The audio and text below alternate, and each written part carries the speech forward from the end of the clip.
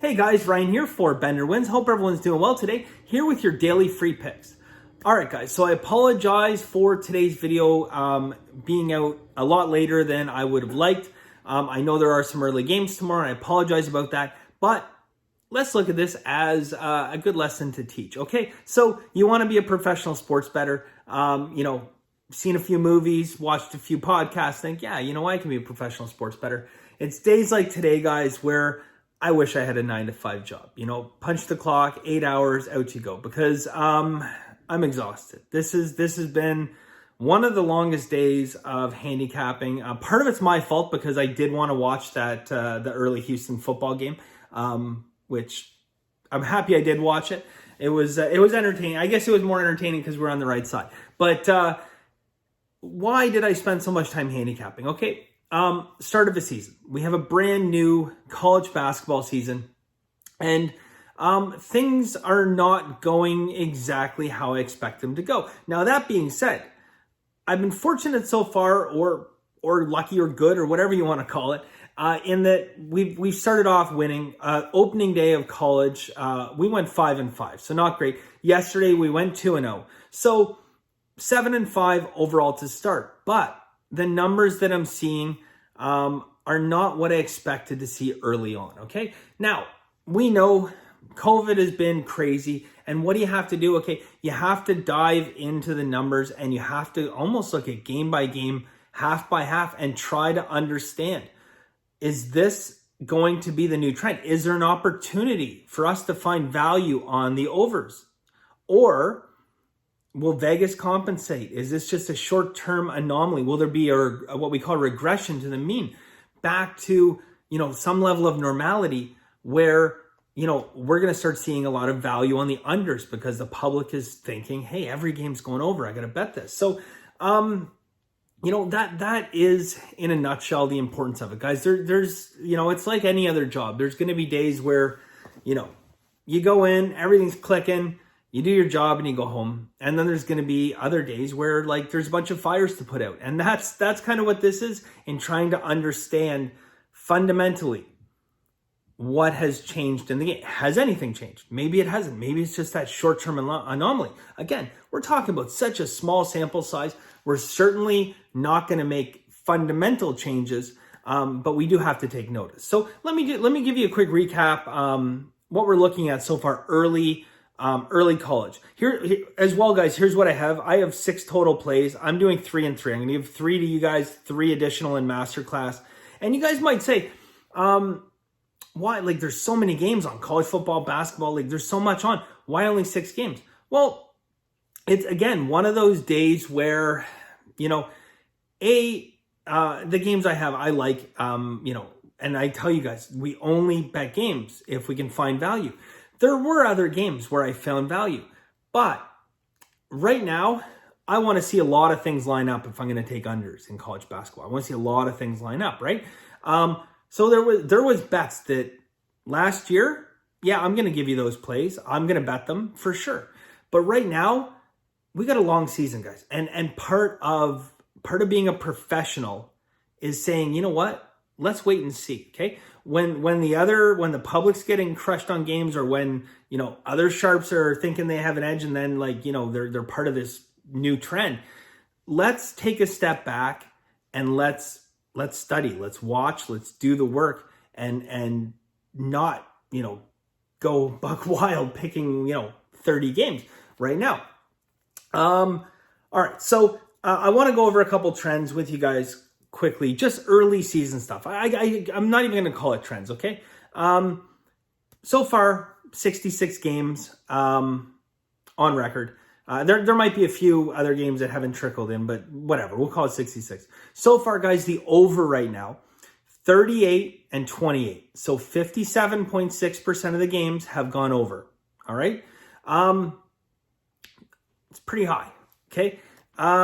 Overall, guys, under historically has performed better, okay? Under has been the go-to play, as it is in many sports, okay?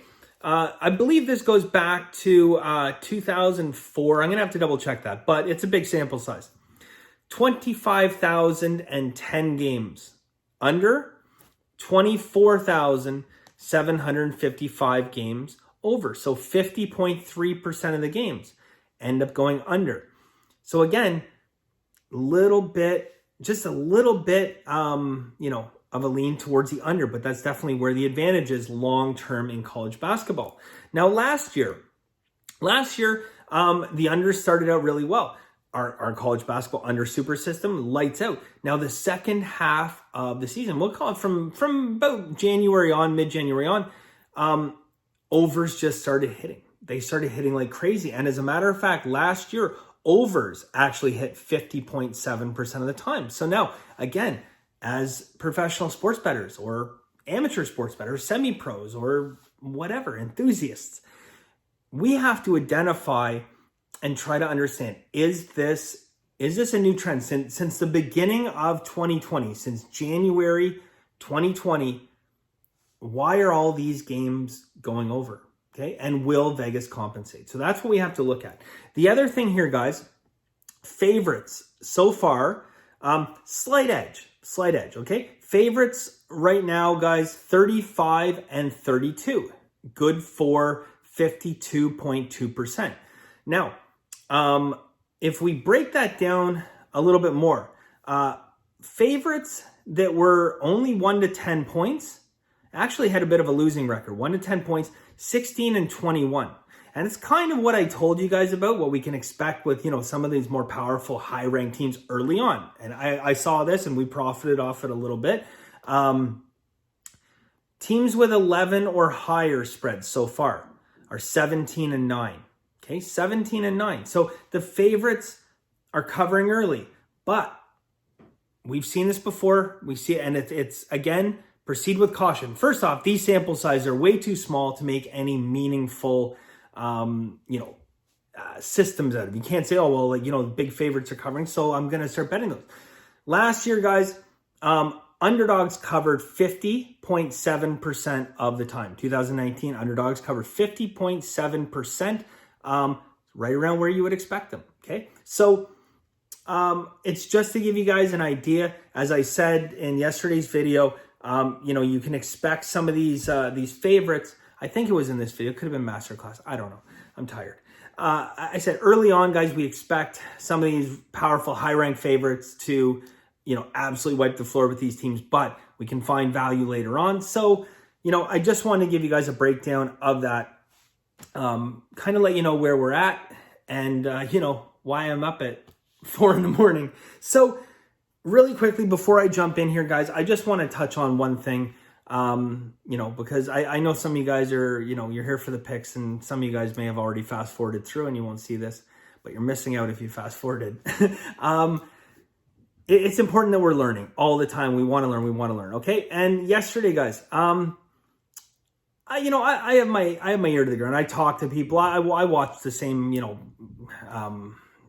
videos and blogs and stuff that you guys do. I just, I'm in the same Facebook groups and stuff. I really like to have my ear to the ground. I have to understand, what the public's doing, what other pros are doing, sharps are doing, etc.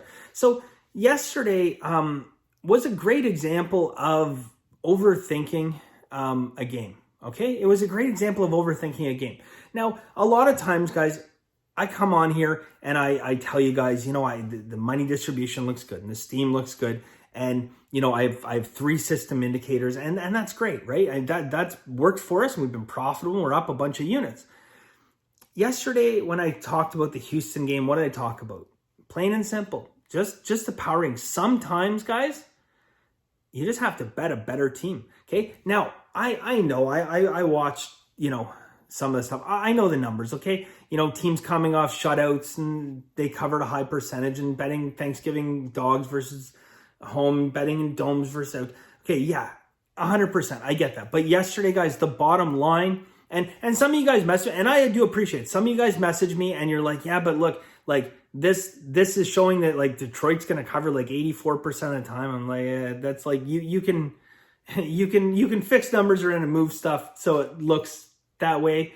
You could add enough variables that you could make a system. I could add variables, and you have to be careful about over adding variables. I could add enough variables that I could show a college basketball record of like 300 wins and no losses if I just kept adding stuff, like if you just filter it out, right? So I put that aside. Other people send me stuff about, Detroit coverage. My response back at the end of the day, guys, the power rankings, which professionals use as their cornerstone, their base in their handicapping. I walked you guys through that yesterday. I went through and I discussed with you guys the fact that Houston has been playing against proper football teams. Detroit, not so much. Okay, Houston bottom line is a better team. Okay, they're going to win that game the majority of times they play it against Detroit. And I think we saw that yesterday. Yes, there was some turnovers, but even regardless of the turnovers, they still outplayed them the whole game. So we got a nice 2-unit win there. Okay, so now you guys are fully loaded with today's education. And I'm getting more tired by the minute, so I'm just going to get into the picks. How about that? All right, guys. So, actually, no, I'm not done with the education, but I'm giving you guys the first pick here, and I just want to walk you through something. Okay, so the first one, guys, Lamar and Tulane. Okay, so Lamar and Tulane. This is an added game or extra game, okay? They're typically small market games. Now, Tulane would be, in the larger end of the small market games where you see add-ons.